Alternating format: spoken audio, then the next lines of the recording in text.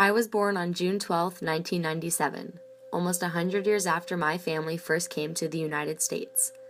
A lot has changed since then, but then again, some things haven't changed at all. My 87-year-old Nani is my oldest living family member, and she'll tell you the story that started over a century ago in Pagino, Sicily. My parents came separately by ship from Pagino, Italy, and they were in what was called steerage, which is the very bottom of the boat. Both of them landed at Ellis Island. Because poverty was such a big issue in Sicily, thousands of Italians, including my great-grandparents, were all drawn to America. It was just very poor, and I think that this is why they came to America, because they were told that the streets were lined in gold.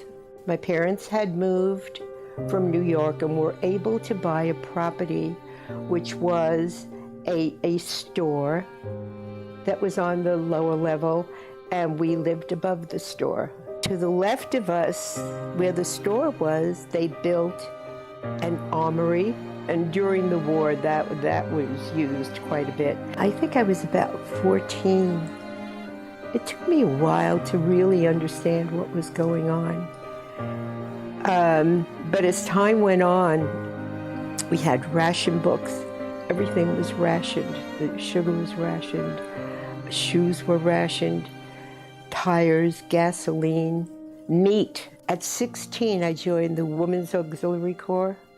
What we did was we sold war bonds. We delivered stars to the families that had men, soldiers that were in the war. We would have air raids. It was so different. It was so different.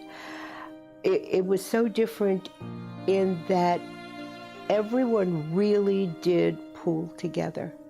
I mean, all the young people and all of the adults. After the war had ended, my Nani, who was 23 years old at the time, got married to my papa, Luigi Angelo Contini. Got married in 1950. Started our family in New York. Lived there for maybe 2 years, and then moved to Springfield, Massachusetts, where we lived for 7 years, and then moved to St. Louis, Missouri, where we lived for 3 years, and then moved to Westfield, New Jersey, where we lived for 3 years. And then the most wonderful thing happened. We were in California. What affected every move was the job and the salary.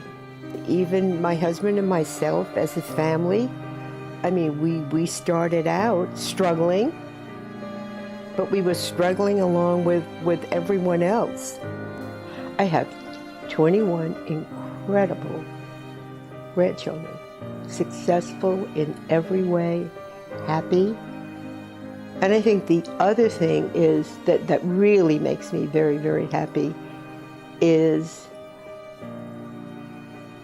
watching my own children as parents and seeing them doing a fabulous job raising their children and my grandchildren.